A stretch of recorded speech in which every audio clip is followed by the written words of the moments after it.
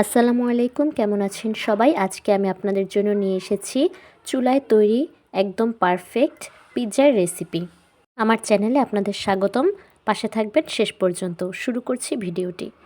তো এই জন্য আমি একটা পাত্র নিয়েছি। পাত্রে আমি এক কাপ করে আমি এখানে 5 কাপ পরিমাণ আটা নিয়ে নিচ্ছি।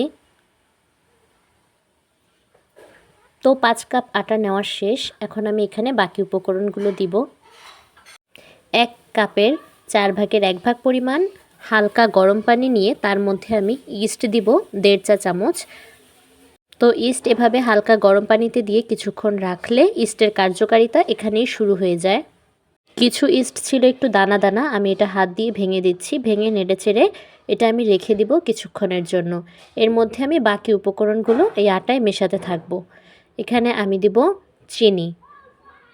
5 কাপ আটার জন্য 5 টেবিল চামচ বা 10 চা চামচ চিনি দিলেই হবে। তো আমি এখানে 10 চা চামচ চিনি দিলাম আর দিলাম 1.5 চা চামচ লবণ। হাত দিয়ে এই শুকনো উপকরণগুলোই সুন্দর করে মিশিয়ে নিলাম। এরপরে আমি সেই গুলিয়ে রাখা ইস্টটা এর মধ্যে দিয়ে দিলাম। দিয়ে আবারও হাত দিয়ে সুন্দর করে মিশিয়ে নিলাম। এরপরে এখানে দিব আমি পানি। একেবারে ঠান্ডা পানি এখানে ব্যবহার করব না। আমি একটু পানিটা গরম করে নিয়েছি। আর এখানে তেল লাগবে আপনার 5 টেবিল চামচ পরিমাণ। আমি অল্প অল্প করে তেলগুলো দিচ্ছি আর অল্প অল্প করে পানি মেশাচ্ছি। একসাথে মেশাতে গেলে হয় অনেক বেশি হয়ে যায়। আর এভাবে অল্প অল্প করে মিশিয়ে মিশিয়ে আটাটাকে মাখলে এটা সুন্দর হয়। আর আমি অল্প অল্প করেই তেল নিচ্ছি। আর পানিটা কুসুম গরম পানি হলেই ভালো হয়, যেহেতু এখানে ইস্ট আছে তাই। তো আমি যখন মাখাচ্ছি বারবার হাতে লেগে যাচ্ছে, এটা কোনো সমস্যা না।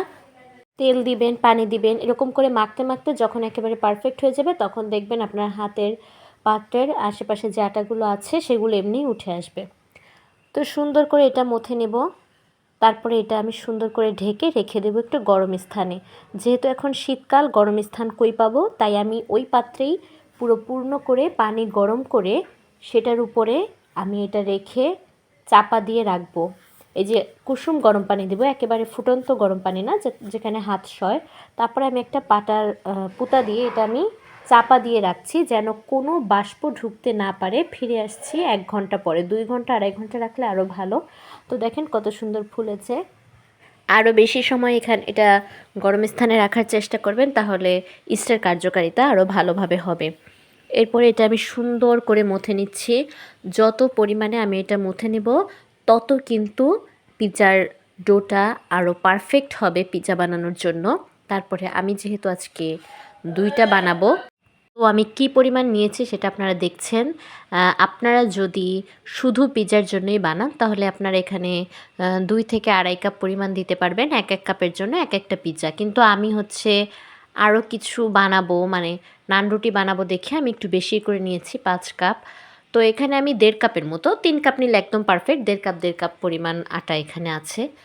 তো তারপর এটা আমি সুন্দর করে পিৎজার ট্রেতে রেখে কাঁটা চামচ দিয়ে কেটে নিলাম, যেন আমি যা যা দিব সেগুলো যেন ভিতরেও ঢুকে। তো সবার প্রথমে দিলাম টমেটো সস, এরপরে দিলাম চিকেন, আদা বাটা, রসুন বাটা, লবণ, গোলমরিচ গুঁড়ো। এটা দিয়েই আমি চিকেনটা একটু ভেজে নিয়েছি। এরপর আমি দিচ্ছি ক্যাপসিকাম, লাল ক্যাপসিকাম। আপনারা চাইলে এখানে সবুজ ক্যাপসিকামও দিতে পারেন। লাল আর সবুজ দুইটাই যদি দেন দেখতে কিন্তু খুবই ভালো লাগবে। তো আমাদের বাসায় লাল ক্যাপসিকামই ছিল। এরপরে দিয়েছি পেঁয়াজ। এরপরে যেটা লাগবে সেটা হচ্ছে চিজ।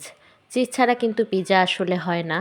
এরপরে আরেকটা কথা, সেটা হচ্ছে আপনারা চাইলে এখানে কাঁচামরিচ লম্বা লম্বা করে কেটে দিতে পারেন। যেহেতু আমরা বাচ্চা সহ সবাই খাবো, ছোট ছোট বাচ্চারা আছে, তাই এখানে আমরা আর এক্সট্রা কাঁচামরিচ দিলাম না। এরপরে উপরে আরেকটু টমেটো সস চারপাশে দিয়ে দিলাম। এরপরে দিচ্ছি অরিগ্যানোটা দেওয়ার পরে এখানে আবার একটু দিব কালো গোলমরিচের গুঁড়ো। তো আমরা চাচ্ছিলাম ওভেনে বানাতে, কিন্তু যখন আমরা এটা ওভেনে নিলাম কিন্তু দেখলাম ওভেনের কোনো একটা সমস্যার কারণে এটা আর হচ্ছে না। তখন আমরা সেই চুলাতেই গেলাম। তো এখানে একটা দেখেন, আপনার একটা পাত্রের মধ্যে একটা স্ট্যান্ড নিয়েছি। এটা নিয়ে একদম গরম করে নিয়েছি। এটা যখন অনেক গরম হয়ে গিয়েছে তারপরে পিৎজাটা বসিয়ে এখানে আমরা রেখেছি 20 থেকে 25 মিনিট। শুধু ওই ভাপেই দেখেন পিৎজাটা একদম পারফেক্ট হয়েছে। কত সুন্দর, নিচে একেবারে পুড়েও যায়নি, আবার কত সুন্দর হয়েছে। তো এরকম করে দুটো বানিয়ে নিলাম। বানানোর পরে এখন আমরা পিৎজা কাটছি। এখানে আশেপাশে কিন্তু আমাদের খালাতো ভাই বোনেরা বেশ কিছু বাচ্চা কাচ্চা সহ আমরা সবাই একসাথে বসে আছি। তো এটা আমরা আলাদা প্লেটে সার্ভ করব না, এখান থেকে আমরা সবাই সস দিয়ে গল্প করতে করতে শীতের সন্ধ্যায় হাতে হাতে খেয়ে নিলাম। খেতে কিন্তু অনেক মজা হয়েছে। আপনাদের বাসায় মেহমান আসলে কিংবা আপনারা আপনাদের বাসায় যে পরিবারের মানুষজন আছে তাদের সাথেই এভাবে সুন্দর করে পিৎজা বানিয়ে আপনারা শেয়ার করে খেতে পারেন। ধন্যবাদ সবাইকে। আজ এই পর্যন্তই। যারা নতুন চ্যানেলটি সাবস্ক্রাইব করে দেবেন আর যারা পাশে ছিলেন অসংখ্য ধন্যবাদ আপনাদেরকে।